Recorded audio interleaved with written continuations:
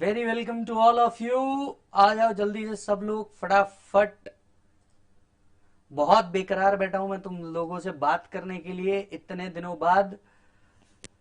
मुझे पूरी उम्मीद है कि फटाफट सब लोग आ रहे होंगे और आज हम लोग आप मेरे को एक नए किरदार में देखेंगे इस नई सीरीज के अंदर में, नए किरदार नए रूप के अंदर में। एम आई लाइव? आवाज सबको बहुत अच्छे से आ रही है? प्लीज मुझे फटाफट बताइए क्या आप लोग को आवाज आ रही है। Hello Kunal, hello Shruti, hello Kashish, Ashish, Somnath, Pooja, very welcome to all of you. अच्छा, ऋषभ कह रहे हैं सर उनका नाम लो। ऋषभ जी मैं आपका नाम ले लेता हूं, मैं आपका बहुत बड़ा फैन हूं ऋषभ जी। और क्या बोलूं बताइए, और कुछ भी बोलना है क्या? Yes, very welcome to all of you brother. आप लोग मुझे एक नए किरदार के अंदर में देख रहे हैं। नई पिक्चर आज हम लोग चालू करने जा रहे हैं और मैं जानता हूं कि आप लोगों ने मुझे बहुत ज्यादा मिस किया होगा और मैंने शायद आपको आपसे ज्यादा मिस किया, क्योंकि आपको तो भी एक बार का थोड़ा सा रेस्ट लेने की आदत थी, लेकिन मुझे रेस्ट लेने की बिल्कुल भी आदत नहीं थी। मैं ऐसा कोने में बैठ करके रोता रहता था और मैं आपसे जब भी मिलता था तो वो इंस्टा लाइव पे ही मिलता था। राइट, हम लोगों ने स्टार्ट तो कर दिया है सेशन, लेकिन मैं 5 मिनट का वेट कर रहा हूं क्योंकि एग्जैक्ट टाइमिंग नहीं चालू हुआ है। मैं सिर्फ ये चेक कर रहा था कि सबको आवाज आ रही है क्या एंड सारी चीजें। मैं बहुत अच्छा हूं आप सभी लोगों का, और मैं आपको बता दूं जैसा कि वी स्मार्ट ने वादा किया था, वी स्मार्ट ने अपना वादा पूरा कर दिया। डीटी मैराथन हम लोग ऑलरेडी कंप्लीट कर चुके हैं। डीटी मैराथन के दोनों पार्ट वी स्मार्ट के चैनल पे आ चुके हैं, मैंने मेरे चैनल पे भी डाल दिए हैं, तो आप वहां से देख सकते हैं। आज मैं यहां पे जब लाइव आया हूं उसका आने का एक और एक ही मकसद है, स्ट्रेटेजिक मैनेजमेंट। आज मैं आपको स्ट्रेटेजिक मैनेजमेंट, जैसा कि सब लोग जानते हैं मैं ऑलरेडी इंटर में 2 सब्जेक्ट पढ़ा रहा हूं, एक डायरेक्ट एक्सेस, दूसरा स्ट्रेटेजिक मैनेजमेंट, और सीए फाइनल पे भी मैं 2 सब्जेक्ट पढ़ा रहा हूं, that is direct taxes and international taxes. तो आज जो हम चालू कर रहे हैं, आज ये है सेकंड ग्रुप का, जो वी स्मार्ट ने एक बहुत बड़ा ऑफर लाया है आप लोगों के लिए। आप लोगों को पता होगा जहां एक सब्जेक्ट की फीस 8,000 से 10,000 रुपए है, वहीं वी स्मार्ट ने पूरा का पूरा ग्रुप रेगुलर बैचेस लेकर के आया है 10,000 रुपीज में, क्योंकि वी स्मार्ट जानता है इस कोविड-19 सिचुएशन में बच्चे एक अलग फाइनेंशियल क्राइसिस से गुजर रहे होंगे और इस टाइम पे उनकी पढ़ाई नहीं रुकना चाहिए। इसी के लिए वी स्मार्ट ने डिसीजन लिया था कि पूरा का पूरा ग्रुप 2 हम लोग प्रोवाइड करें आपको एट 10,000 रुपीज। अगर आपका अटेम्प्ट नवंबर 20 है या आपका अटेम्प्ट मे 21 भी है, तो मैं आपसे कहूंगा कि आप लोग फटाफट ये ऑफर को ले लीजिए, क्योंकि जनरली सेकंड ग्रुप के अंदर में इतने सारे अमेंडमेंट नहीं आते, और अगर कुछ अमेंडमेंट आए तो वो आपको सेपरेटली यूट्यूब के ऊपर मिल भी जाएंगे। तो आपका अगर मे 21 भी है तो मैं कहूंगा कि आप अभी से इस प्रोडक्ट को बाय करके रख लो, क्योंकि जहां तक मैं जानता हूं ऐसा ऑफर वापस से कभी नहीं आने वाला। ये लास्ट टाइम है ऐसा ऑफर है अकाउंट्स के लिए। जय सर हमारे पास है, ऑलरेडी सीए फाइनल में एफआर ले रहे हैं, तो आई थिंक क्या ही कहूं उनके बारे में। ग्रुप 1 में भी आपने उन लोगों को देखा होगा। ऑडिट के लिए हमारे पास रवि टावरी सर है, the most experienced already from Nagpur. And EIS के लिए पवन गौकर सर को आपने मॉर्निंग में ऑलरेडी देखा होगा, मुझे पूरी उम्मीद है। एसएम के लिए मैं खुद आपके सामने अवेलेबल हूं, आपका सेवक। और एफएम एंड इको के लिए हमारे पास आदित्य शर्मा सर है, the most handsome and the experience in big 4, तो आप उनको भी देख सकते हैं। राइट, चलिए अगर मैं स्ट्रेटेजिक मैनेजमेंट की बात करूं और सब्जेक्ट की बात करूं तो मैं 2 मिनट में फटाफट आपको इंट्रोडक्शन दे देने वाला हूं। इंट्रोडक्शन में जरूर रहिएगा क्योंकि बहुत ज्यादा मजा आने वाला है। आप सभी को पता है कि जो लेक्चर होगा ये बहुत ही नॉलेजेबल सेशन होगा। राइट, आपको अगर किसी अपने दोस्त को बुलाना है तो आप उसको भी बुला सकते हैं और 100% आपको साथ में बैठना है।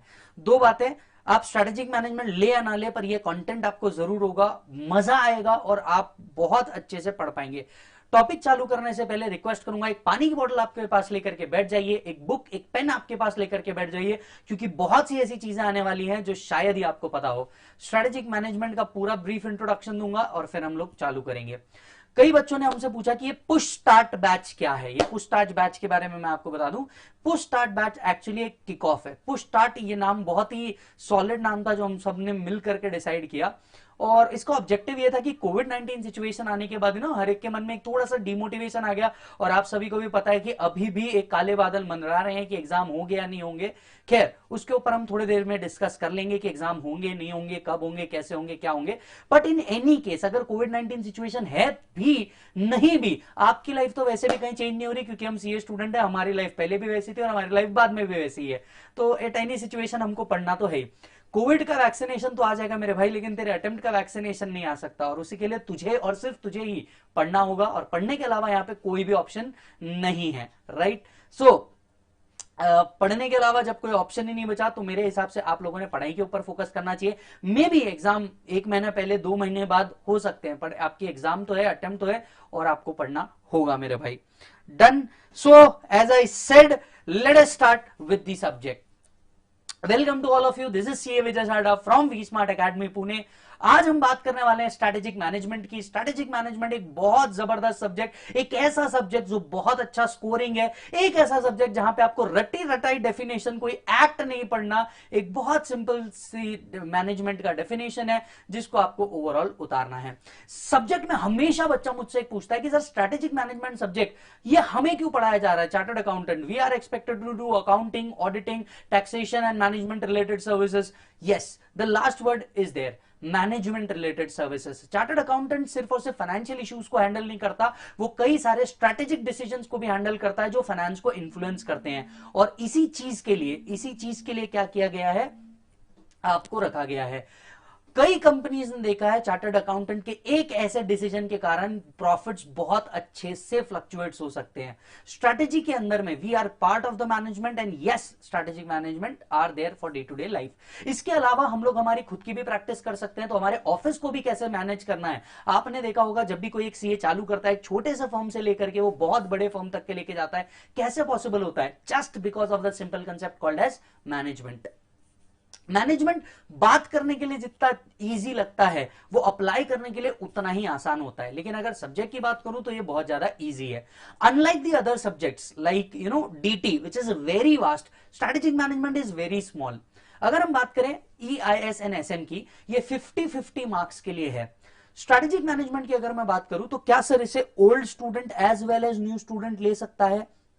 मतलब जो IPCC में है और जो इंटर में है, क्या वो भी ले सकता है? मैं कहूंगा हाँ, आप दोनों ले सकते हो। हालांकि ओल्ड वालों के लिए 2-3 कॉन्सेप्ट अलग है, वो आप सेल्फ भी पढ़ लोगे तो बहुत अच्छे से हो जाएगा। राइट, अच्छा जी। सर किस किसने ये ले सकता है? सर जिसका अटेम्प्ट इनफैक्ट May 20 था, जो शिफ्ट होकर के जुलाई हो चुका है। नवंबर वाला भी इसे ले सकता है, एज वेल एज May 21 वाला भी ले सकता है, क्योंकि स्ट्रैटेजिक मैनेजमेंट एक ऐसा सब्जेक्ट है जिसमें अमेंडमेंट्स नहीं है। हाँ, जिसमें अमेंडमेंट्स नहीं होते। यहां पे कुछ भी ऐसा नहीं है जिसमें अमेंडमेंट हो, क्योंकि हम एक्ट के थ्रू गवर्न ही नहीं करते। तो जब हम एक्ट के थ्रू गवर्न ही नहीं करते, तो यहां पे वो पॉइंट का क्वेश्चन ही खत्म हो जाता है कि क्या इसके अंदर में अमेंडमेंट है या इसके अंदर में अमेंडमेंट नहीं है। सो बिल्कुल सर, बिल्कुल मत डरिए। अगर कोई May 21 इनफैक्ट November 21 भी ले रहा है तो वो बिल्कुल इसे ले सकता है। अगर कोई November 21 भी ले रहा है तो बिल्कुल इसे ले लीजिए, कोई प्रॉब्लम नहीं है। Let me check, I guess buffering हो रही है, 2 मिनट में ठीक हो जाएगा। आपको यही मेरे साथ टिके रहना है।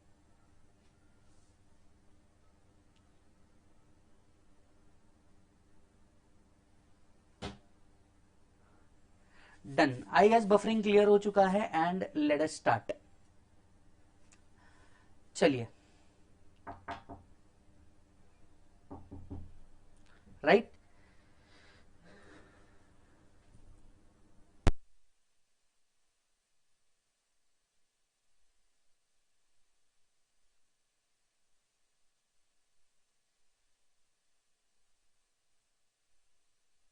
Okay, so connection again established. मुझे बताइए क्या कनेक्शन जुड़ रहा है? आपको कनेक्शन जुड़ चुका है क्या? मुझे एक बार फटाफट बताइए।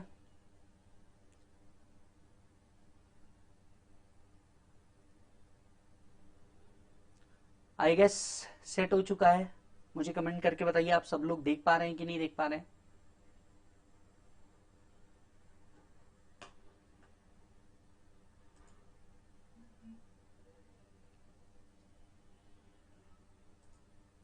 यस, आई गेस ये कंप्लीट हो चुका है। So let's start again.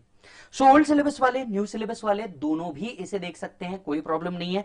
May 20, November 20 as well as May 21 वाला भी होगा, इनफैक्ट November 21 वाला भी होगा, तो वो इस वीडियो को देख सकता है, कोई प्रॉब्लम नहीं है। सर CA, CS, CMA, क्या तीनों भी इस लेक्चर को देख सकते हैं? Answer is yes. Strategic management concept remain same whether you are in CA, CS और CMA। आप इसको देख सकते हो, कोई प्रॉब्लम नहीं है। हालांकि सीएस और सीएमए में अगर एक दो कंसेप्ट अलग है तो मैं वो आपको अलग से वैसे भी बता दूंगा, आप देख सकते हैं। सर मुझे एक बात बताइए, ये जो सब्जेक्ट है स्ट्रैटेजिक मैनेजमेंट कितने मार्क्स के लिए है? सर ये 50 मार्क्स के लिए है। 50 मार्क्स के लिए ईआईएस है, 50 मार्क्स के लिए एसएम है, और इसके अंदर में एज वी ऑल नो 30% के आने वाले हैं, एमसीक्यू आने वाले हैं। तो 50 मार्क्स का 30% है, अराउंड 15 मार्क्स के लिए क्या आ सकता है आपको? एमसीक्यू आ सकता है। एंड बिलीव मी, पिछले बार भी जो एमसीक्यू आए थे वो बहुत इजी थे, कुछ एमसीक्यू तो एकदम डायरेक्ट है जो आपको यूं एकदम आसानी से हो जाएंगे। सो आइए चलते हैं कंटेंट के ऊपर, सब्जेक्ट के ऊपर, आपको पता चलेगा। सर मुझे एक बात तो बता दीजिए, 50 मार्क्स पढ़ने हैं नो डाउट, लेकिन कितने चैप्टर्स पढ़ने हैं सर 50 मार्क्स के लिए? सर आपको इसके अंदर में 8 चैप्टर्स पढ़ने हैं। सर 8 चैप्टर्स, बिल्कुल घबराइए नहीं सर, 8 चैप्टर्स दुनिया के सबसे इजी चैप्टर्स है, जिसमें से अगर मैं सबसे इंपॉर्टेंट की बात करूं, जिसमें बहुत ज्यादा कंटेंट आता है ना मालिक, वो है chapter number 2 and chapter number 3। इसमें सबसे ज्यादा कंटेंट है, और इसके बाद अगर कुछ बचता है तो चैप्टर नंबर 8, जिसमें कंटेंट बहुत ज्यादा है। अदरवाइज आप एक बार कॉन्सेप्ट पढ़ेंगे आपको बहुत अच्छे से स्ट्रीमलाइनली इजीली समझ में आएगा। सो फटाफट आप समझ लीजिएगा, ओल्ड प्लस न्यू दोनों देख सकते हैं। मई 20 से लेकर नवंबर 21 तक का ये कोई भी देखा जा सकता है। सीए सीएस सीएमए तीनों के लिए अवेलेबल है। 50 मार्क्स, जिसमें से 30% अगेन क्या आने वाला है? MCQ, and this is 8 chapter. Sir EIS और एसएम क्या एक ही पेपर में लिखना होता है? Answer is no. ईआईएस अलग, एसएम अलग, यानी 7A और 7B आपको ऐसे दो अलग अलग पेपर मिलेंगे, और आपको दो अलग अलग पार्ट में इसे क्या करना होगा? डिवाइड करना होगा। सर पहले ईआईएस सॉल्व करे या पहले एसएम सॉल्व करे? मैंने आपको पहले भी बताया, ऐसा फालतू क्वेश्चन बिल्कुल नहीं पूछने का, जो इजी लग रहा है मेरे भाई तेरे को वो सॉल्व कर। हालांकि एक इशू क्या होता है पता है, ईआईएस के अंदर में टेक्निकल वर्ड्स ज्यादा होते हैं, जिसको बहुत अच्छे से पवन सर ने सिंप्लीफाइड किया है। ईआईएस में टेक्निकल वर्ड ज्यादा होते हैं, लेकिन एसएम में आपको एक लिबर्टी क्या मिलती है पता है? अपने मन से लिखने की। जी हां, और वो क्यों, आपको 2 मिनट में पता चल जाएगा। अगर हम बात करें स्ट्रेटेजिक मैनेजमेंट की, यहां पे 2 वर्ड दिख रहे हैं आपको, एक दिख रहा है स्ट्रेटेजी, दूसरा दिख रहा है मैनेजमेंट। क्या बोल रहा हूं मैं? एक दिख रहा है स्ट्रेटेजी, दूसरा दिख रहा है मैनेजमेंट। आइए सबसे पहले इन 2 वर्ड्स को तोड़ते हैं, स्ट्रेटेजी अलग, मैनेजमेंट अलग। अब इन 2 वर्ड को हम क्या करते हैं? सबसे पहले तोड़ते हैं। मैं 2 वर्ड के अंदर में इसे डिवाइड कर रहा हूं।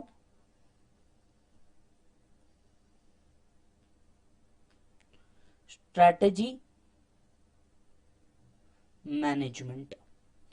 आपको तो पता है कि हम लोग इसे 2 पार्ट के अंदर में डिवाइड करेंगे, और एक एक वर्ड सर, एक एक वर्ड को अलग अलग अलग अलग तोड़ करके पढ़ेंगे, ताकि आपको क्या आ जाए? मजा आ जाए। I guess there is some of the connection issues जो हम लोग सेट कर दे रहे हैं।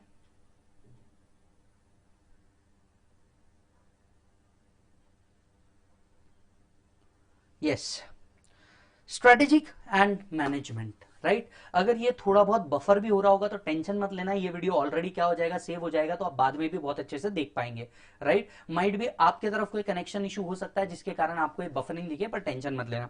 स्ट्रेटेजी, मैनेजमेंट, इस 2 वर्ड को हम क्या कर लेते हैं? तोड़ लेते हैं।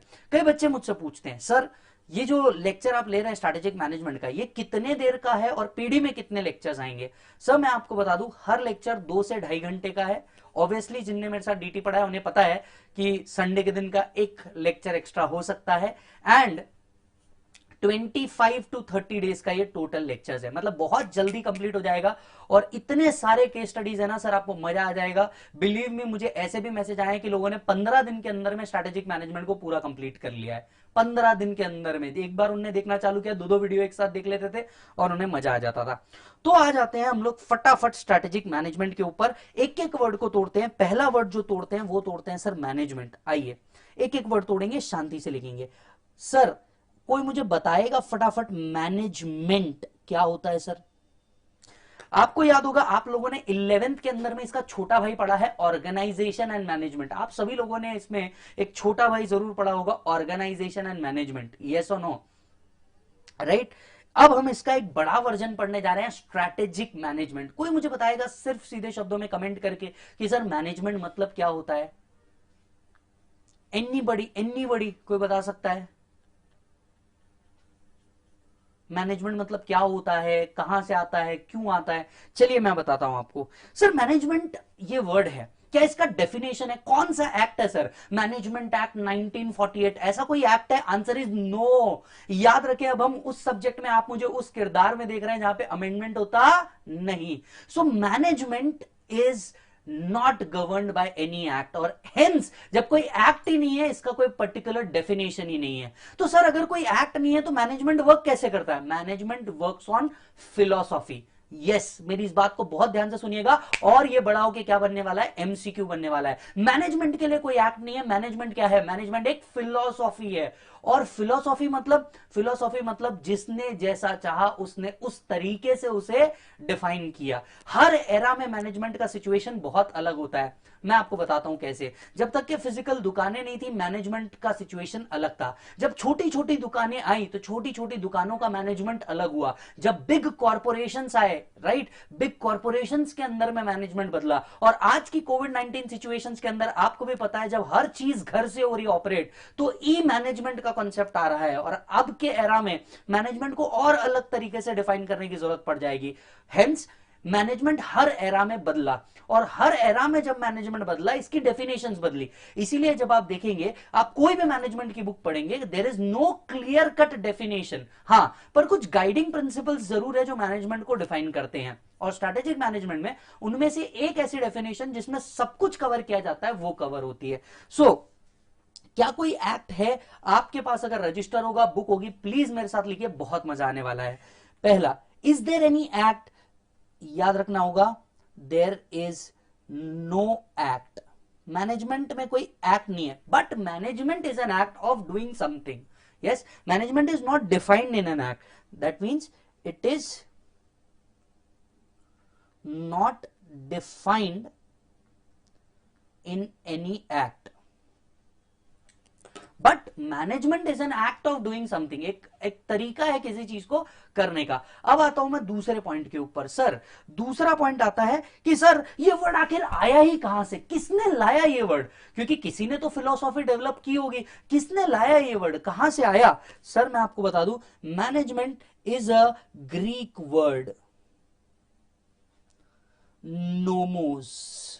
सर जरा मॉड्यूल ओपन करके देखिएगा, मॉड्यूल में भी ये नहीं है, पर अगर आप थोड़ी सी रिसर्च करेंगे जैसे मैंने सब्जेक्ट के अंदर में की है, आपको मजा आ जाएगा इस वर्ड को पढ़ के। Management is a Greek word, nomos. Sir momos, nomos, और ये है एमसीक्यू। ये बड़ा होके क्या बनेगा? एमसीक्यू बनेगा। Management is a Greek word, nomos. Greek के लोगों ने दो ही काम किया है, दूसरा था वर्ड बनाना, राइट? सो मोमोज, हाँ, नोमोज means to manage anything, right? So management, there is no particular act, इसको कभी डिफाइन नहीं किया गया है। मैनेजमेंट वर्ड आया कहां से? Management is a Greek word, नोमोज का मतलब क्या होता है? To manage. अच्छा जी, सर मुझे बताइए, सर मैनेजमेंट अगर डिफाइन नहीं है तो मैनेजमेंट क्या है? Management is an art.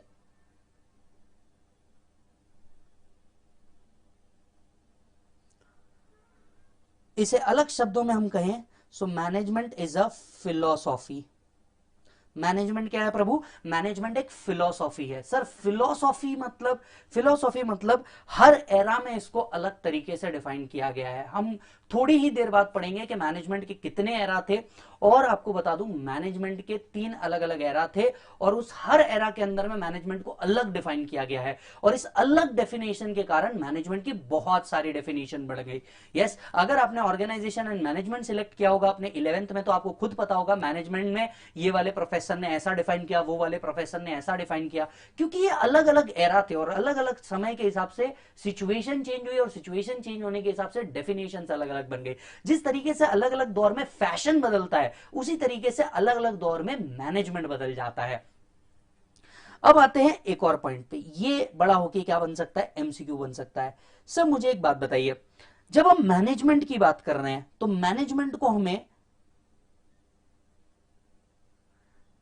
3 part में तोड़ना चाहिए। Manage, main, tactics. इसे 3 पार्ट में तोड़ना चाहिए। Management means manage, main, tactics. Management जिसे हम कहते हैं टू मैनेज, बहुत सिंपल डेफिनेशन है, लेकिन एक सवाल आपके मन में हमेशा स्ट्राइक करना चाहिए और रात में कोई उठा करके भी पूछे तो आपको बताते आना चाहिए कि मैनेज क्या करना है, ये तो बताओ। सर हमें मैनेज करना है रिसोर्सेस को, राइट?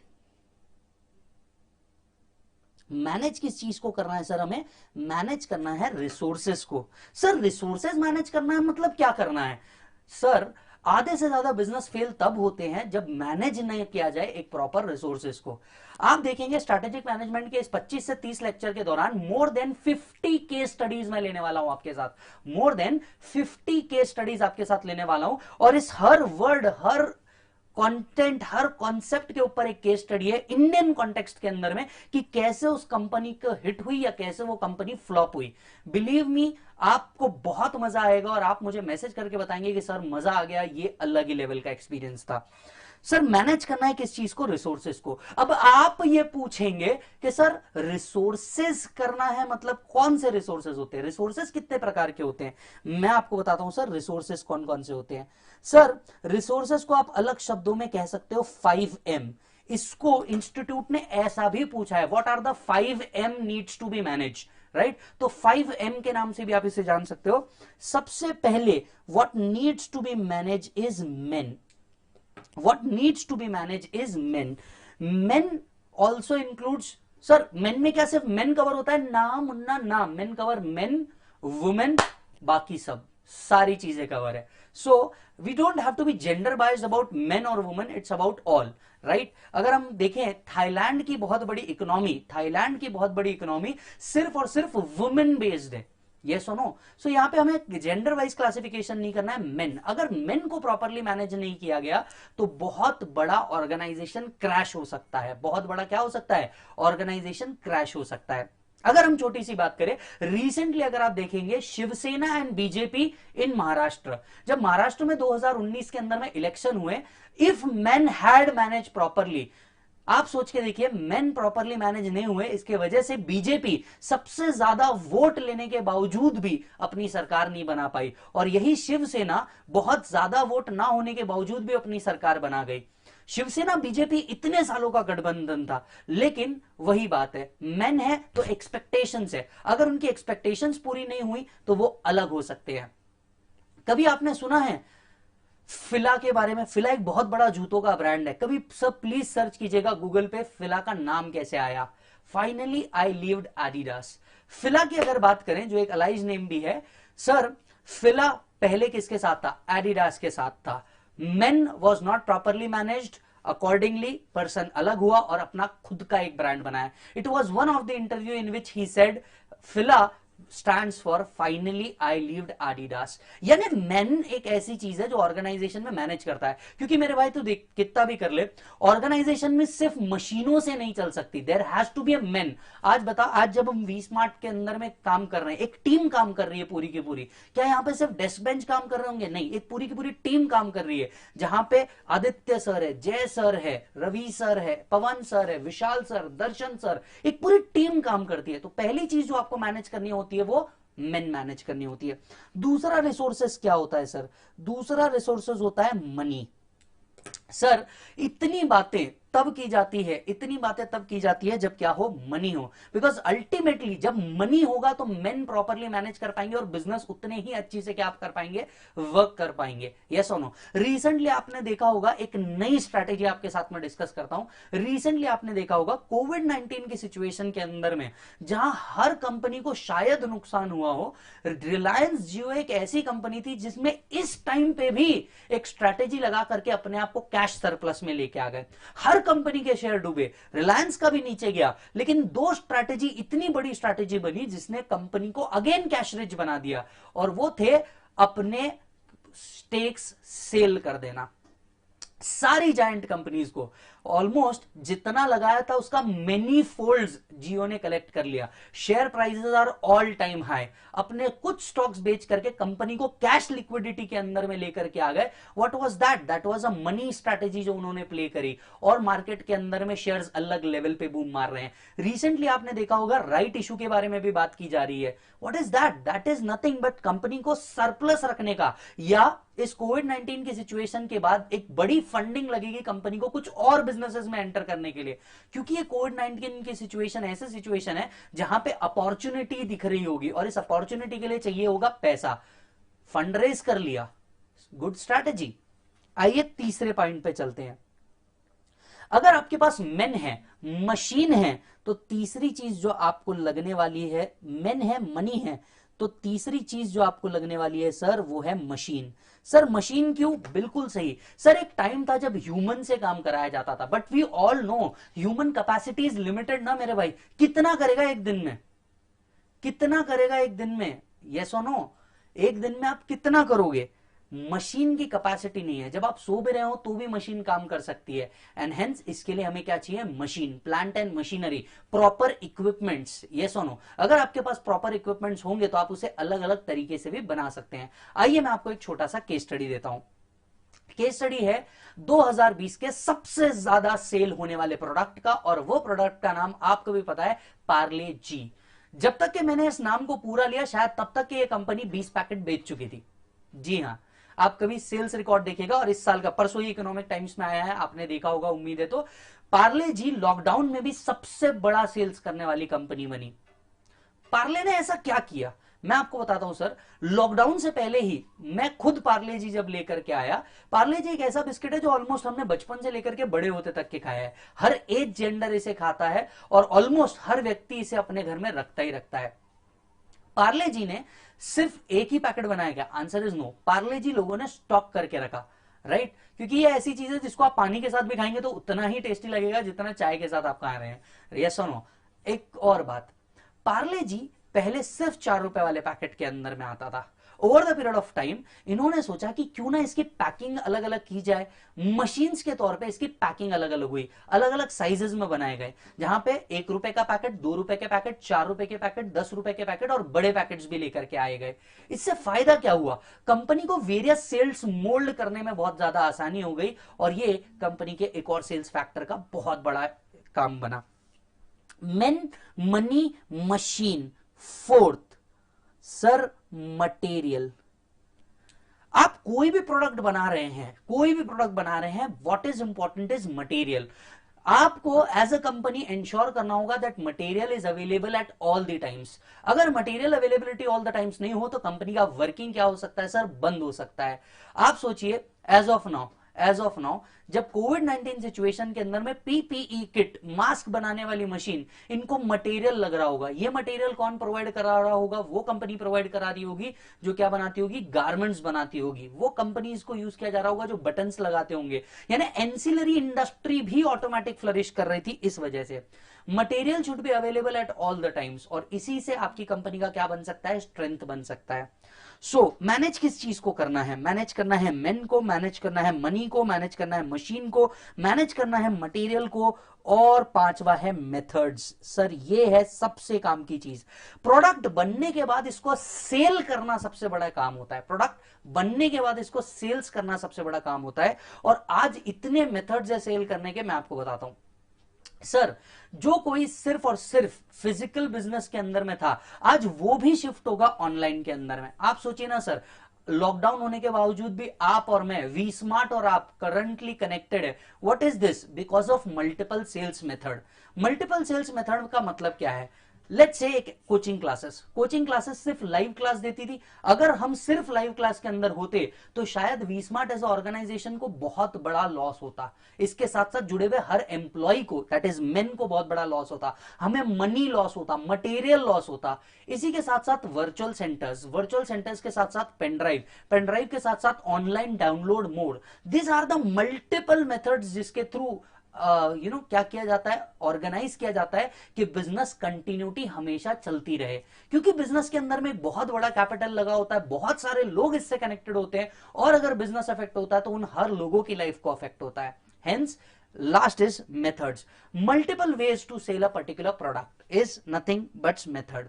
सो men, money, machine, material, method. हमें मैनेज किस चीज को करना है? रिसोर्सेज को। रिसोर्सेज मतलब क्या? 5 चीजें, main, money, machine, material, method.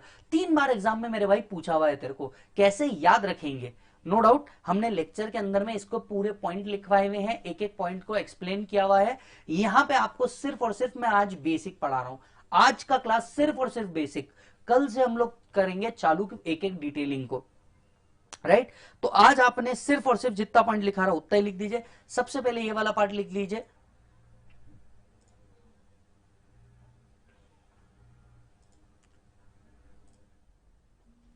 Management, there is no act, it is not defined in any act, it is a Greek word nomos. Nomos का क्या मतलब होता है बताओ? To manage.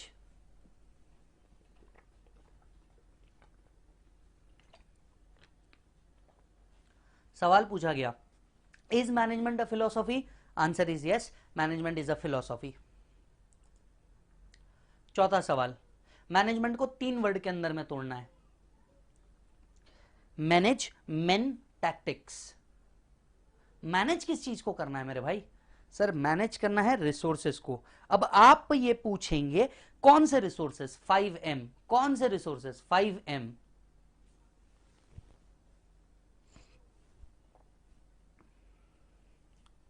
men, money, machine, material, methods.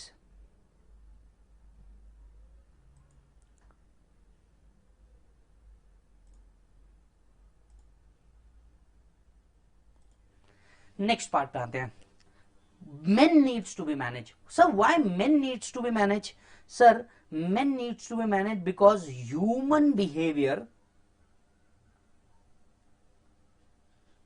is highly unpredictable. लिखते जाना साथ में, human behaviour is highly unpredictable. Sir ऐसा क्यों?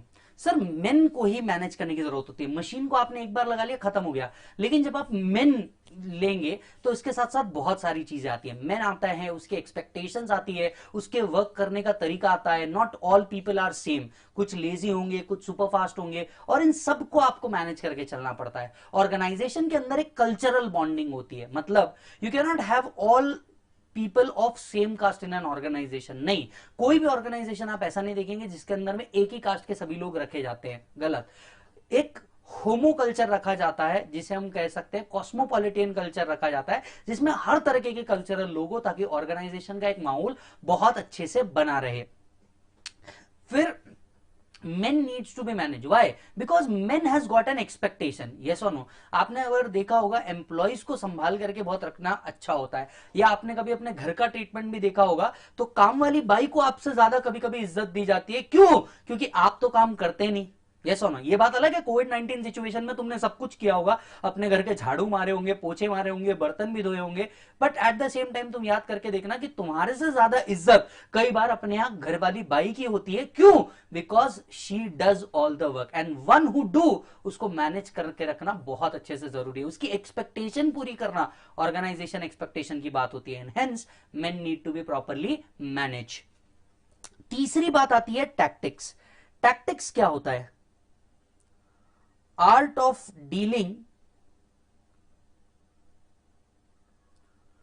Different person differently. The art of dealing different person differently. Sir ये क्या होता है? सर मुझे एक बात बताइए, क्या हर व्यक्ति को एक जैसे मैनेज किया जा सकता है? नहीं। अगर आपके घर में शॉप होगा या आपके घर में सर्विसेज प्रोवाइड की जाती होगी, आपने भी देखा होगा कुछ कस्टमर जो रेगुलर कस्टमर होते हैं उनके लिए ट्रीटमेंट अलग होती है, और बचे हुए लोगों के लिए ट्रीटमेंट अलग होती है। So this is an art of different people differently, different situation differently. Her situation के अंदर में अलग अलग आपको क्या करना पड़ता है? एक्ट करना पड़ता है। छोटी सी बात बताता हूं मैं आपको। सर हर सिचुएशन के अंदर रिस्पॉन्डिंग तरीका अलग होता है। जैसे कि कई बार बच्चे हमारे को बोलते हैं, अब जैसे ग्रुप 2 का ये जो ऑफर आया, ग्रुप 2 के अंदर के इस ऑफर को लोग बोलते हैं कि सर आप ऐसा ग्रुप 1 के लिए क्यों नहीं लाते? जब हम ग्रुप 1 के लिए लाते हैं तब बोलते हैं ग्रुप 2 के लिए क्यों नहीं लाते? This is different situation. माहौल के हिसाब से आपको क्या करना पड़ता है, ये सिचुएशन बदलनी होती है, और इसी को हम कहते हैं मैनेजमेंट। फॉर एग्जाम्पल, जहां ये रेगुलर क्लासेस अगर आप देखें हमारी, ये रेगुलर क्लासेस 40,000, 18,000 और आज 11,000, 10,000 के अंदर में भी हमने रखा है। दिस वॉज डिफरेंट सिचुएशन, और इसे हम डिफरेंटली क्या कर रहे हैं? मैनेज कर रहे हैं। सो टैक्टिक्स इज डिफरेंट सिचुएशन को आपको किस तरह से हैंडल करना पड़ेगा डिफरेंटली। आप मम्मी के सामने जो बिहेवियर रखते हैं, ऑब्वियसली अपने पापा के सामने वो बिहेवियर नहीं रखते होंगे। Different people differently. So what is management? Management is a philosophy. Management को 3 पार्ट के अंदर में तोड़ दिया। मैनेजमेंट टैक्टिक्स, क्या मैनेज करना है? मैनेज करना है money, machine, material, method. Sir कैसे याद रखेंगे इस 5M को? बहुत सिंपल है इस 5M को याद रखना। इधर आओ, इस 5M को याद रखना सबसे सिंपल काम है। मैन ने मनी से मशीन खरीदा, मटेरियल बनाया और अपनी मेथड से सेल किया। वापस बोलो सभी लोग मेरे साथ एक बार, बहुत इजी है, बहुत इजी है, फटाफट एक बार मेरे साथ वापस बोलो। मैन ने मनी से मशीन खरीदा, मशीन खरीदा, मटेरियल बनाया और अपनी मेथड से इसे क्या किया? सेल किया। अपनी मेथड से इसे क्या किया? सेल किया।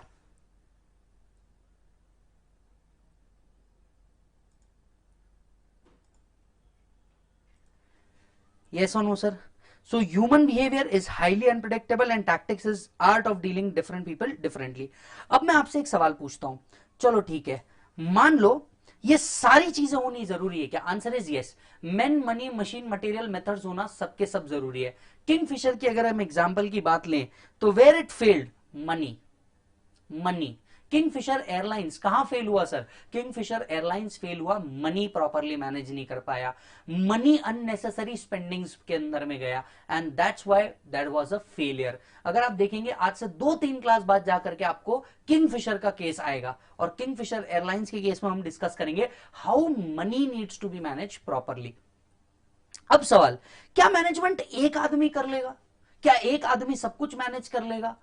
हां या ना? जल्दी से मुझे बताइए, हां या ना? ऑब्वियसली नहीं, एक आदमी सब कुछ मैनेज नहीं कर सकता और इसीलिए management is a group activity. अगर एक आदमी मैनेज करने जाएगा तो हो सकता है कई बार वो गलत भी हो और उसने डिसीजन ले लिया तो अपने हिसाब से ऑर्गेनाइजेशन को रन करेगा, राइट? और इसीलिए मैनेजमेंट को रखा गया एक ग्रुप, किसी एक आदमी के हाथ में 100% डिसीजन नहीं दिए गए। इसीलिए जब भी आप कोई भी डेफिनेशन पढ़ो मैनेजमेंट की कोई भी डेफिनेशन पढ़ लो, आपको दिखेगा management is a group of people. It is a group of people. So management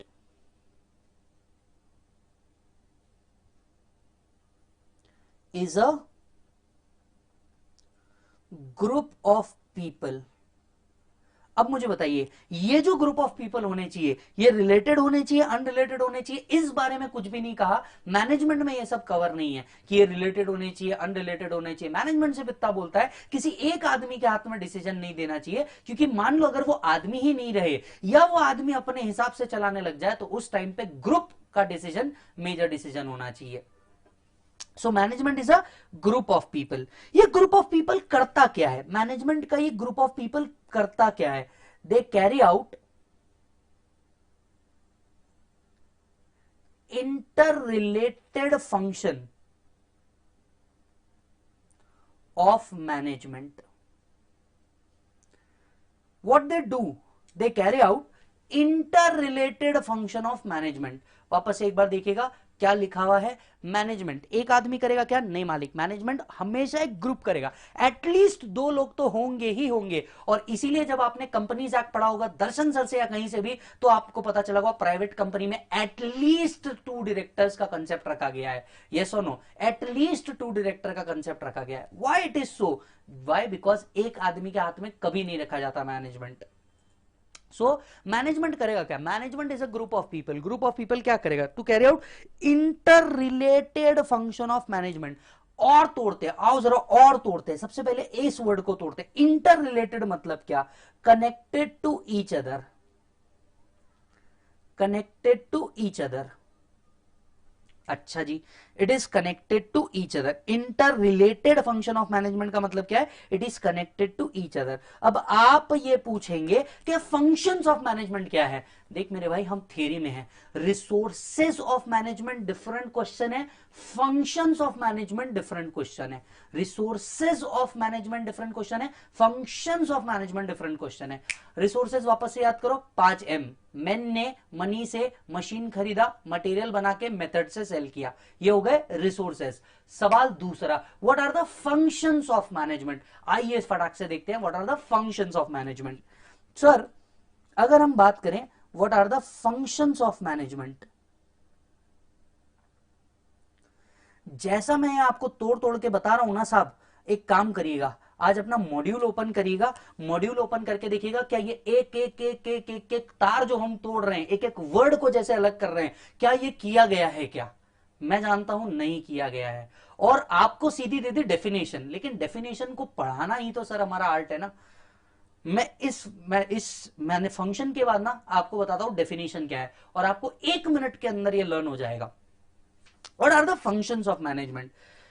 1 minute में खत्म करना है एग्जाम पॉइंट ऑफ व्यू से, यहां लिख देना POSDCORB. Exam point of view से अगर 1 मिनट में खत्म करना है तो यहां लिख देना पॉस्ट कॉर्ब। 1 मिनट में पूरा कॉन्सेप्ट याद हो जाएगा, और इसे कई आंसर्स में आपको लिखना होता है। पहला, P फॉर प्लानिंग। सर ये जो ग्रुप ऑफ पीपल है ये करेंगे क्या? मैनेजमेंट के जो ये ग्रुप ऑफ पीपल है ये क्या करेंगे? सर ये प्लानिंग करेंगे, किसी भी प्रोडक्ट का प्लानिंग करेंगे, किसी प्रोसेस का प्लानिंग करेंगे, किसी सर्विसेज का प्लानिंग करेंगे। मैंने तीनों वर्ड को बहुत अलग अलग बोला, वापस बोलो मेरे साथ। प्रोडक्ट का प्लान, अगर कंपनी गुड्स बनाती है या गुड्स सेल करती है तो इन्हें प्रोडक्ट मैनेजमेंट के बारे में सोचना होगा। रॉ मटेरियल कहां से आएगा, रॉ मटेरियल किसको जाएगा, इसकी प्राइसिंग पॉलिसी क्या होगी, इसकी डिजाइनिंग पॉलिसी क्या होगी, इसमें कितने लोग लगेंगे, इसको मार्केटिंग किस तरीके से किया जाएगा, all comes under the planning part. दूसरा, सर्विसेज। अगर आप सर्विसेज देते हैं तो आपको अलग अलग सर्विसेज के बारे में सोचना होगा। फॉर एग्जांपल अगर वी स्मार्ट सर्विसेज दे रहा है तो वी स्मार्ट किन किन बारे में सोचेगा? रेगुलर बैच आगे कौन सी होनी चाहिए, फास्ट ट्रैक बैच कौन सी होनी चाहिए, रिविजन बैच कौन सी होनी चाहिए, मैराथन किस हिसाब से प्लान करने हैं, सीपीटी का अलग, इंटर का अलग, फाइनल का अलग, फाउंडेशन का अलग, ओल्ड सिलेबस आईपीसीसी का अलग। तो ये सारी चीजों को एक एक एक एक एक एक प्लान करना होगा। सीएस वालों के लिए अलग, सीएमए वालों के लिए अलग। All these comes under the part of management. So the first thing they require is planning. आप सोच के देखिए, थोड़ा थोड़ा फटाफट वर्ड डिस्कस करते हैं जो आपको पता भी होगा, मुझे पता है। प्लानिंग, क्या ये पहले की जाती है या बाद में की जाती है? ऑब्वियस सी बात है, कब की जाती है? पहले की जाती है। दूसरी बात, सर प्लानिंग फ्यूचरिस्टिक होती है क्या? Obviously every planning is a futuristic planning, every planning is a futuristic planning. Planning हमेशा फ्यूचरिस्टिक के लिए होती है। अच्छा सर प्लानिंग के अंदर में हम क्या अनसर्टेनिटीज को देखते हैं? Answer is yes. प्लानिंग के अंदर में हम अनसर्टेनिटीज को भी देखते हैं कि अगर ये नहीं हुआ तो क्या। फॉर एग्जाम्पल अगर मान लीजिए इसी दौरान, इस सेशन के दौरान लाइट चले जाती है, मैंने ऑलरेडी जय सर को कम्युनिकेट करके रख दिया, मेरी लाइट चले गई या मेरे यहां लाइट का कोई इशू आया, कनेक्शन का कोई इशू आया, यू बी अवेलेबल, मेरे जगह आप स्ट्रेट अवे आप आ जाना। जैसे कि 7:30 बजे अगर आप देखेंगे तो जय सर अकाउंट्स का लेने वाले हैं, मैं आप सभी से रिक्वेस्ट करूंगा कि अकाउंट्स, एडवांस अकाउंट्स जाकर के जरूर देख लेना। जय सर क्या लेने वाले हैं? सेशन लेने वाले हैं, और उनको हमने पहले ही बोल के रखा। यानी प्लानिंग के अंदर में अनसर्टेनिटीज को भी कवर किया जाता है। सो पहला होता है प्लानिंग, बहुत डिटेल डिस्कस्ड है चैप्टर नंबर 4 में। Second, organising. Organising, sir organising मतलब क्या करना? इसे जमाना नहीं। स्ट्रेटेजिक मैनेजमेंट में इस वर्ड का मीनिंग अलग है। ऑर्गेनाइजिंग का मतलब है डिपार्टमेंटेशन।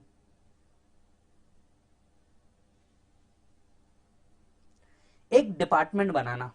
सर ये डिपार्टमेंट अलग अलग क्यों बनाया जाता है? Because of Henri Fayol. Yes, because of Henri Fayol. Henri Fayol के कारण क्या किया जाता है? Functions of management. क्योंकि functions of management Henri Fayol ने डिफाइन किया है, हेनरी फ्योल ने डिफाइन किया है, उनके कारण हम करते हैं। उन्होंने कहा कि हर एक का डिपार्टमेंट बना दो, और डिपार्टमेंट के ऊपर रखो एक हेड। डिपार्टमेंट के ऊपर कौन रखो? एक हेड रखो, जो क्या करेगा? चेक करेगा कि उसके डिपार्टमेंट में सही काम हुआ है कि नहीं। आप जितनी बड़ी इंडस्ट्रीज में चले जाइए, उन छोटे से छोटे ऑर्गेनाइजेशन में चले जाइए, हर जगह आपको दिखेगा परचेज डिपार्टमेंट अलग, शेयर्स डिपार्टमेंट अलग, परचेज डिपार्टमेंट अलग, सेल्स डिपार्टमेंट अलग, मार्केटिंग डिपार्टमेंट अलग, एचआर डिपार्टमेंट अलग, और ऐसे हर डिपार्टमेंट को क्या किया गया है? अलग अलग किया गया है। ये क्यों किया जाता है? दो ऑब्जेक्टिव से। पहला, रिस्पॉन्सिबिलिटी एलोकेशन, उस पर्टिकुलर ऑर्गेनाइजेशन को उसकी रिस्पॉन्सिबिलिटी पता रहे, किसी एक व्यक्ति को या ग्रुप ऑफ व्यक्ति को होल्ड किया जा सके इनकी गलतियों के लिए। इसे क्या किया जाता है? ऑर्गेनाइज किया जाता है। सो प्लानिंग, प्लानिंग के बाद दूसरी चीज ऑर्गेनाइजिंग, तीसरी चीज staffing. What is staffing? Right people eight right place. Sir आपने डिपार्टमेंट तो बना दिया, लेकिन उस डिपार्टमेंट में सही लोगों को पिक करके डालना, ये सबसे ज्यादा जरूरी चीज होती है। कौन कब और किस तरीके का वर्किंग करेगा। We all know everybody has a special talent, और उसे उस टैलेंट वाइज एक डिपार्टमेंट के अंदर में डालना बहुत जरूरी होता है। So planning, organising, staffing. Staffing मतलब placing the right people at the right place. आप सोचिए ना, जब कोई एग्जामिनेशन देता होगा यूपीएससी की, तो कैसे डिसाइड होता होगा इसे आईआरएस बनाया जाए, आईएएस बनाया जाए, आईपीएस बनाया जाए, या अदर डिपार्टमेंट्स में भेजा जाए। बिकॉज ऑफ हिज कैलिबर, उसके कैलिबर के हिसाब से, उसके मार्क्स के हिसाब से डिसाइड किया जाता है। ठीक उसी तरह ऑर्गेनाइजेशन के अंदर में भी डिपार्टमेंटलाइजेशन किया जाता है कि इसे कब, कहां और कैसे प्लेस किया जाए। अगर हमने धोनी मूवी देखी होगी, तो धोनी मूवी के अंदर में आप लोगों ने देखा होगा कि जब धोनी को लास्ट ऑर्डर में प्ले करवाया, तो उनका परफॉर्मेंस उतना अच्छा नहीं रहा जितना फ्रंट या मिडिल के अंदर में रहा। That's how placing is done. Obviously trial and error method होता है, और इसी के लिए आपने देखा होगा ऑर्गेनाइजेशन में ट्रांसफर के गेम आते हैं। इस ऑर्गेनाइजेशन से उधर ट्रांसफर, इस एरिया से उधर transfer, right people eight right place, और ये हर ऑर्गेनाइजेशन में होता है। सबसे ज्यादा होता है पुलिस डिपार्टमेंट के अंदर में, होता है सर गवर्नमेंट ऑर्गेनाइजेशन में। Of course government is also an organisation, वहां पे भी ये सारी चीजें होती है। राइट। थर्ड, स्टाफिंग, POSC,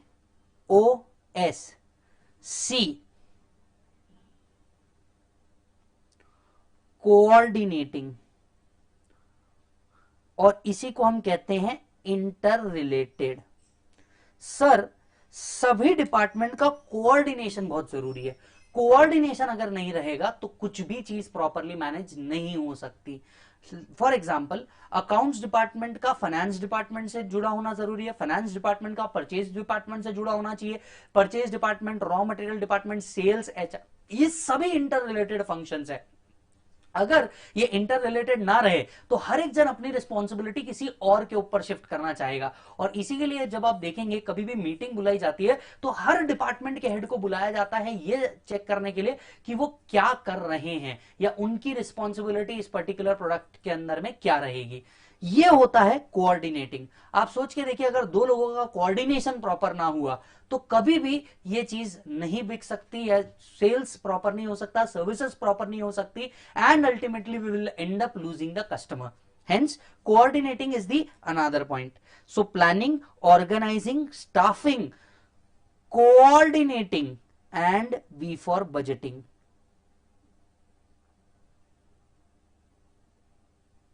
यहां पे मैं POSD, मैं कोऑर्डिनेटिंग के साथ एक और चीज जोड़ रहा हूं, and directing.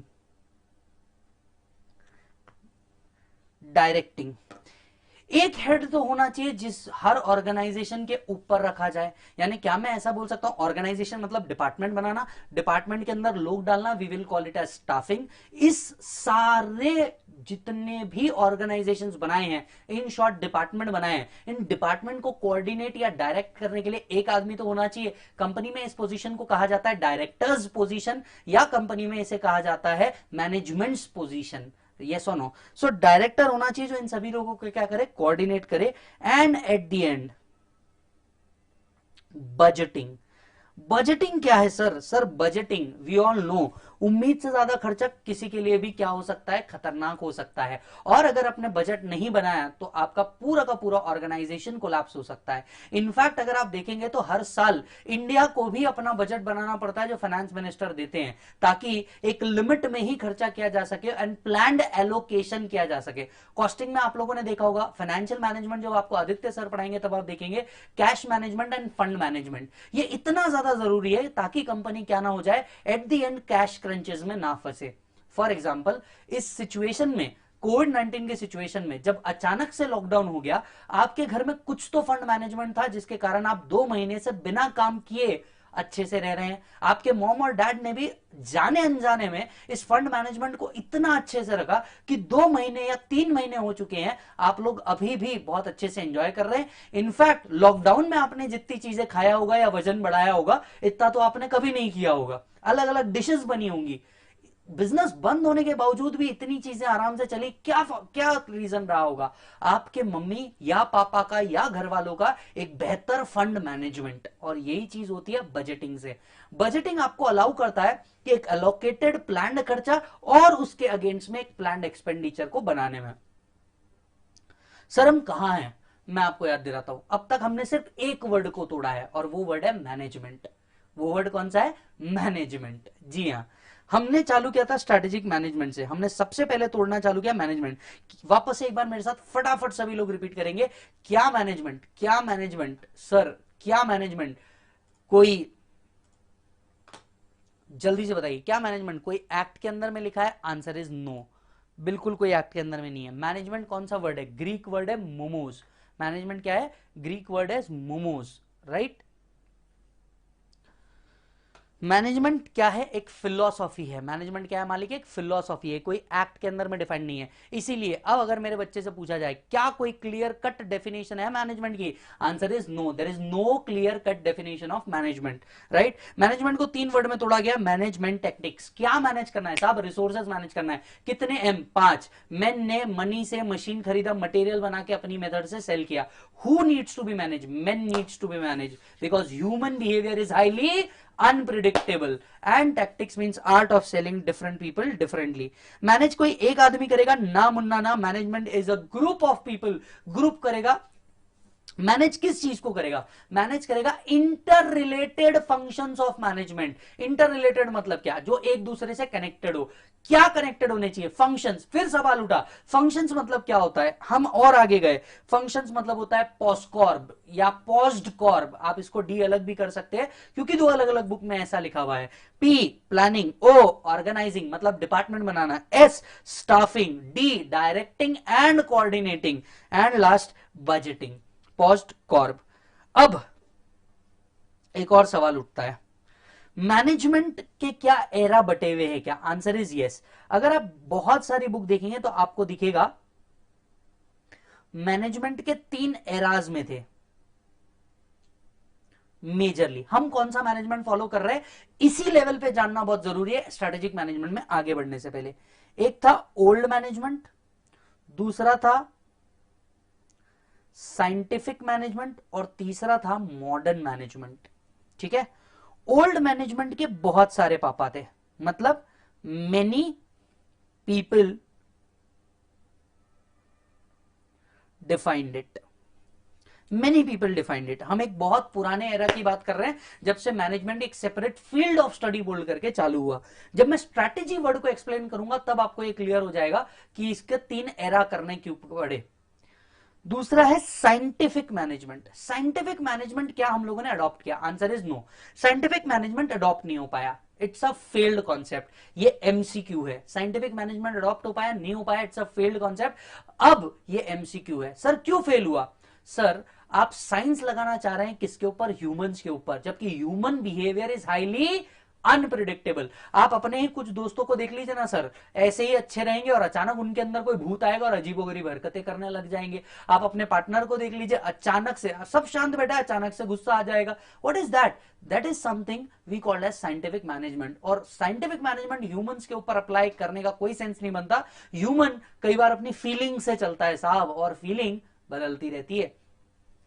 So scientific management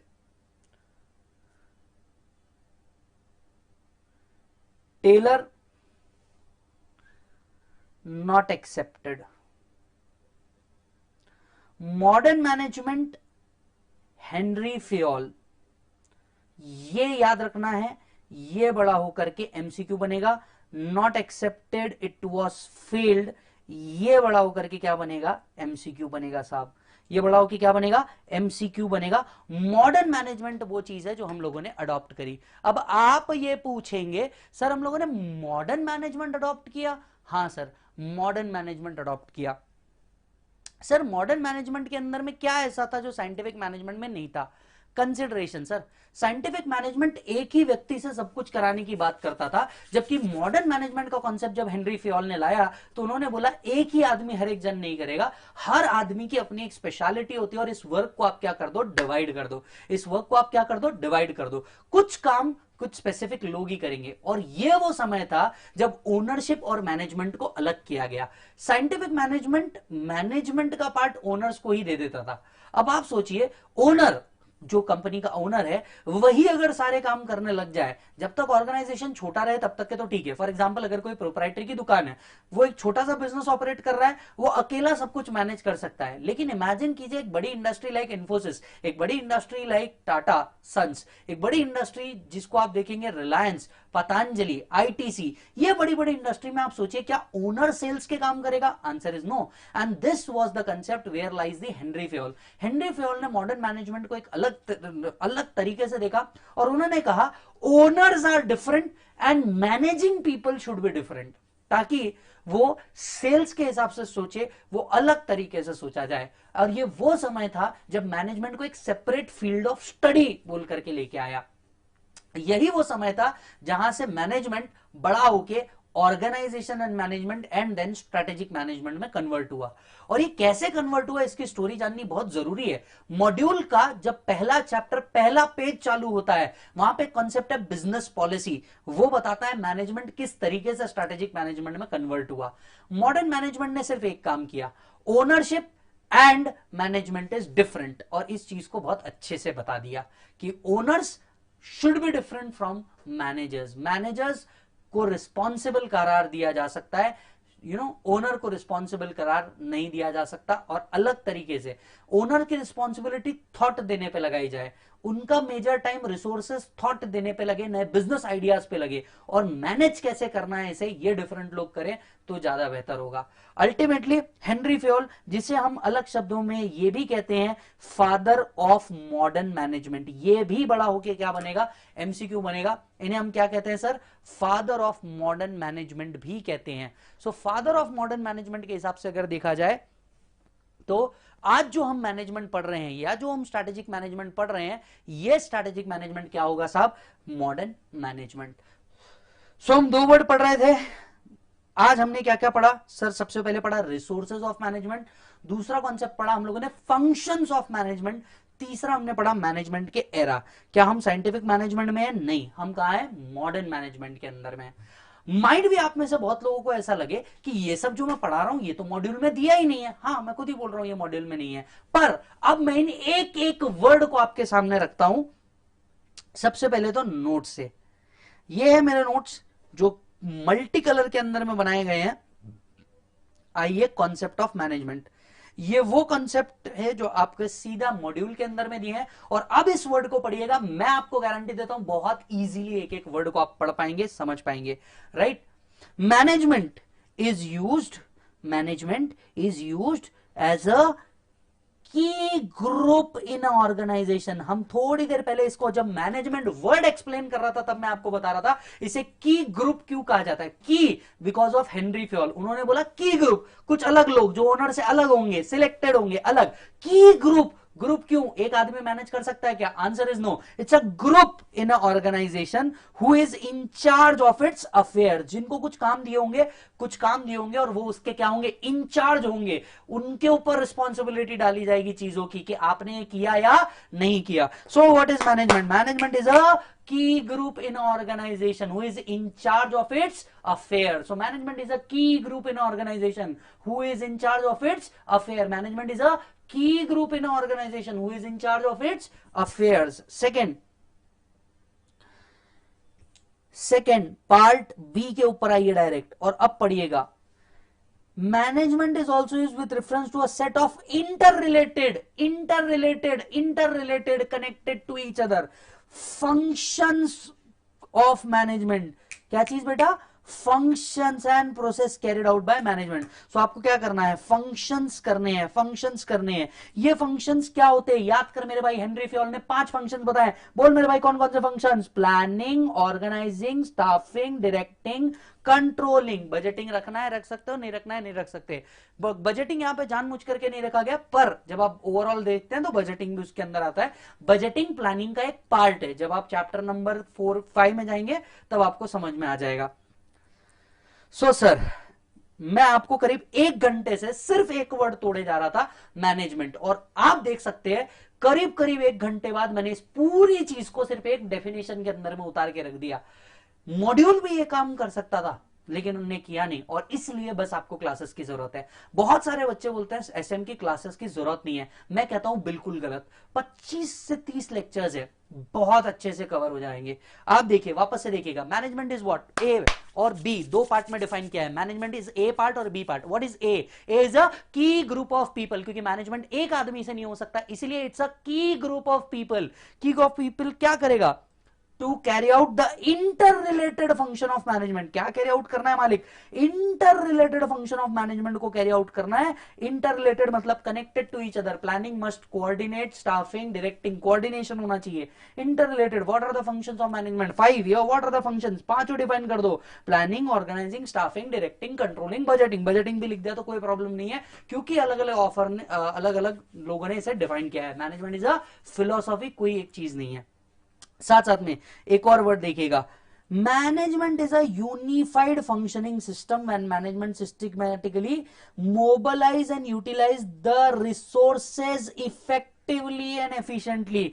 देखो साहब, उन्होंने सिर्फ और सिर्फ वर्ड दे दिया रिसोर्सेज, लेकिन ये नहीं बताया रिसोर्सेज मतलब क्या। अज्यूम कर लिया बच्चों को पता होगा रिसोर्सेज मतलब क्या होता है, लेकिन आपको याद होना चाहिए भाई, पढ़ो तो हद कर दो वरना प्रोग्राम रद्द कर दो। पता मेरे भाई रिसोर्सेस क्या है? बिल्कुल सही जवाब दिया मेरे भाई तूने, 5M। 5M बता मेरे भाई, 5M कौन कौन से 5M मेरे भाई, जल्दी से बता। 5M का मतलब क्या है? यस, 5M का मतलब है main, money, machine, material and methods. Main, money, machine, material and method. Sir आप देख सकते हैं, आप मैनेजमेंट की डेफिनेशन पूरी लिख पाएंगे क्या? बिल्कुल, और ये हर चीज मैंने लिखवाई है। जैसे मैंने डीटी भी पूरा का पूरा चार्ट के थ्रू लिखवाता हूं, स्ट्रैटेजिक मैनेजमेंट भी मैं पूरा का पूरा लिखवाऊंगा ही। आज तो मैं सिर्फ आपको लाइव एक बेसिक डेमो देने के लिए आया कि स्ट्रैटेजिक मैनेजमेंट किस तरीके का और आपको क्लास की जरूरत क्यों है। क्योंकि जब आप मॉड्यूल देखेंगे या नोट्स देखेंगे ना, इसके अंदर में आपको वर्ड्स है, लेकिन उस वर्ड के पीछे एक एक पॉइंट क्या होता है ये आपको खूबसूरती से एक्सप्लेन करना है। चलो वापस से मैनेजमेंट बताओ, what is management? Management is a key group. पहले सबसे बात, key group in organisation to organise its affair, group का affair. So management is a key group in organisation to manage the affairs of the organization. Second, to carry out the interrelated functions of management. और what are the interrelated function को पूरा का पूरा define कर दो। Planning, organising, staffing, directing, controlling. काम खत्म, right. So organisation became a unified function. अब इस वर्ड को थोड़ा सा और तोड़ना पड़ेगा। आज जब हम मैनेजमेंट पढ़ रहे हैं तो पूरा अच्छे से पढ़ लेते हैं। It is a unified function. कैसा बेटा? Unified function means different for different organisation, या फिर यूनिक फॉर ईच ऑर्गेनाइजेशन। इसे यूनिफाइड फंक्शन क्यों कहा जाता है, मैं उसका एक रीजन बता देता हूं। इसे यूनिफाइड फंक्शन क्यों कहा जाता है, मैं उसका एक रीजन बता देता हूं। May be organisation in a leather industry would be totally different. Management in a organization, management in a leather industry would be totally different as management in a teaching industry, as management in a wine shop, as management in a hotel industry. सभी का management अलग है। आप ये नहीं बोल सकते कि इस पर्टिकुलर बिजनेस ने ये फॉर्मूला अपना के हिट हो गया तो दूसरे बिजनेस के अंदर में वो वही अप्लाई करेगा, बिल्कुल नहीं। लेट्स से पैम्पलेट बांटना क्लासेस का एक मेजर एसेंशियल एक्सपेंसेस है, लेकिन आपने कभी किराना शॉप वाले को पैम्पलेट बांटते देखा है? Rarely, unless and until there is offer. So management जो यहां लगता है और मैनेजमेंट जो वहां लगता है वो टोटली डिफरेंट है। वो टोटली डिफरेंट है। इलेक्ट्रिकल शॉप का मैनेजमेंट और हार्डवेयर शॉप का मेंटेनेंस टोटली अलग है, बिल्कुल अलग। और इसीलिए हर ऑर्गेनाइजेशन को अपना एक यूनिक मैनेजमेंट रखना होगा। अब वर्ड पढ़िए, समझ में आएगा। Organisation becomes a unified functioning system when management systematically mobilise and utilise the diversified resources. तब ये अच्छे से वर्क करेगा जब ये बहुत अच्छे से क्या कर रहा हो, यूटिलाइज या मैनेज कर रहा हो। Is that done? यस। तो सर आज हमने क्या किया? आज हमने क्या पढ़ा? 1 घंटा सिर्फ एक डेफिनेशन पढ़ी, स्ट्रैटेजिक मैनेजमेंट के मैनेजमेंट वाली डेफिनेशन। कल मैं आऊंगा आपके साथ, स्ट्रैटेजी के ऊपर थोड़ा सा दिमाग लगाएंगे, स्ट्रैटेजी वर्ड पढ़ेंगे कल। आज हमने सिर्फ और सिर्फ क्या पढ़ा, मैनेजमेंट। कल आपको मैनेजमेंट का कुछ और पार्ट भी मुझे बताना है, मैं वो भी आपके साथ बताऊंगा। उम्मीद है आपको बहुत ज्यादा मजा आया होगा। मैं आपसे कुछ और बातें शेयर कर देता हूं। सर पीडी के अंदर में कितने लेक्चर्स होंगे? अराउंड 25 to 30 लेक्चर्स होंगे पीडी के अंदर में, जो आपको देखने होंगे। सर लेक्चर कितने आवर्स के होंगे? Sir her lecture 2 to 230 hours का होगा। सर क्या मुझे रेगुलर लेक्चर ही लेना है? सर रेगुलर ही 25 लेक्चर है, आप चाहें तो फास्ट ट्रैक भी ले सकते हैं, और फास्ट ट्रैक के अंदर करीब 8 से 10 लेक्चर्स है जो आपको अवेलेबल होंगे। सर आप कौन कौन सी बुक देने वाले हो? सर मैं आपको बता दूं, हम 4 बुक्स आप लोग को दे रहे हैं। जो भी एसएम ले रहा है उसके 4 बुक्स होंगे। सबसे पहले मैं आपको दे रहा हूं रेगुलर बुक। मैं आपके सामने इसका एक नमूना भी पेश कर देता हूं फटाफट। रेगुलर बुक क्या है? It's a multi colour book. पूरा का पूरा मॉड्यूल के अंदर के सारे पार्ट्स इसके अंदर में कवर किए गए हैं, और सारे कॉन्सेप्ट को बहुत अच्छी से प्रिसाइजली रखा गया है। प्रैक्टिस मैनुअल जब आता था पुराना, तो उसको भी हम लोगों ने कंसिडर करके रखा है। तो पहली बुक, इसे हम कहेंगे मेन बुक, ठीक है, रेगुलर बुक। दूसरी बुक जो आपको मिल रही है सर, वो है क्वेश्चनर। क्योंकि हम क्या है, क्वेश्चन एंड आंसर इसके अंदर में बहुत जरूरी है। थियरी है, थियरी हम भी लिख रहे हैं ताकि आपकी प्रैक्टिस हो जाए, और इसके साथ साथ मैं आपको एक क्वेश्चन एंड आंसर बुक दे रहा हूं कि कौन सा क्वेश्चन आए तो आपको कितने आंसर लिखने हैं, उसका भी मैंने यहां पे रखा हुआ है, आप देख सकते हैं। ये देखिए, इन सारे क्वेश्चन एंड आंसर बुक के अंदर में वो सारे चैप्टर वाइज डिवाइड करके रखे हैं। विथ रीजंस क्वेश्चन क्या आते हैं, एक्सप्लेन इन ब्रीफ के क्वेश्चंस क्या आते हैं, डिस्क्रिप्टिव क्वेश्चंस क्या आते हैं, और अलोंग विद दैट इनके आंसर्स जो आईसीएआई ने पास्ट एग्जामिनेशन में पूछे हैं। तो आप इसे अलग शब्दों में क्वेश्चन बैंक भी कह सकते हैं, जैसा कि मैं हर लेवल पे प्रोवाइड करता हूं। इसके साथ साथ तीसरी चीज जो मैं आपको देने वाला हूं वो चार्ट। पहली बार सर, पहली बार स्ट्रैटेजिक मैनेजमेंट चार्ट्स, ये मैंने पिछले बैच से ही देने चालू किए थे। सी, मुझे पता है एग्जाम से एक दिन पहले, तुम्हारे टाइम तो इसका निकल गया। सीए फाइनल में भी आईटी एक बहुत अलग सब्जेक्ट जाता था, टेक्निकल है इजी, पर टेक्निकलिटी में बहुत जाता था। और इसी के लिए क्या किया गया, एसएम एक ऐसी चीज है जो स्कोरिंग बने और इजीली कंप्लीट भी हो जाए। मैंने 8 पेज के अंदर में पूरा का पूरा स्ट्रैटेजिक मैनेजमेंट डाल दिया। ये चार्ट्स आप तब पढ़ेंगे, आप देख सकते हैं इस चार्ट का लेंथ समझ लीजिए सर। आप चार्ट बुक मिलेगी आपको, एक ही पेज के अंदर में पूरे चैप्टर के जितने कॉन्सेप्ट है सब कुछ इसके अंदर में आ गए। एग्जाम से पहले अगर ये 8 पेज भी आप लोगों ने पढ़ लिया, सारा का सारा कवर हो जाएगा। मैं कहता हूं इस बुक, चार्ट बुक को उठाइए, आप कोई भी बुक के क्वेश्चन उठाइए और उसको सॉल्व कर दीजिए, आंसर आएगा, मेरी गारंटी है सर। तो ये चार्ट बुक भी मैं आपको प्रोवाइड करूंगा। सो अल्टीमेटली आपको क्या क्या मिल रहा है मैं बता देता हूं आपको। सबसे पहले अगर आप लेक्चर लेते हैं, जो आप ऑफर ले रहे हैं वी स्मार्ट का, उसी के अंदर आपको इसके लिए कोई अलग से चार्ज नहीं देना। 10,000 के अंदर आपको बुक्स भी मिल रही है। सो रेगुलर बुक मिलेगी, क्वेश्चनर मिलेंगे, तीसरी चीज आपको मिलेगी चार्ट बुक, चार्ट बुक भी मिलेगी, और चौथी चीज मेरी तरफ से जो मिलेगी वो होगी एमसीक्यू बुक। तो वी स्मार्ट का हमेशा से रहा है कि बच्चे को हर तरह का जितना दे सकते हो उतना दो। सर मैं आपको दे रहा हूं 4 चीजें, रेगुलर बुक मिलेगी आपको, चार्ट बुक मिलेगी, क्वेश्चनर मिलेगा, और एमसीक्यू बुक भी आप लोगों को अवेलेबल हो जाएगी। सो स्ट्रैटेजिक मैनेजमेंट की अगर मैं बात करूं, आज हमने सिर्फ एक वर्ड पढ़ा 1 घंटा, लेकिन 1 घंटे बाद जब मैंने आपको डेफिनेशन दिखाई, मैं पूरी उम्मीद रखता हूं कि आपको मजा आ गया होगा। डेफिनेशन जा करके आप जरूर देख लीजिएगा। अब जय चावला सर की क्लास है 7:30 बजे ही, आप ब्रेक लीजिए, मैं आपसे विदा लेता हूं। जय सर की क्लास में जरूर रहिएगा, बिल्कुल इमीडिएटली इसी चैनल के ऊपर। Thank you so much, bye बोलो बच्चों।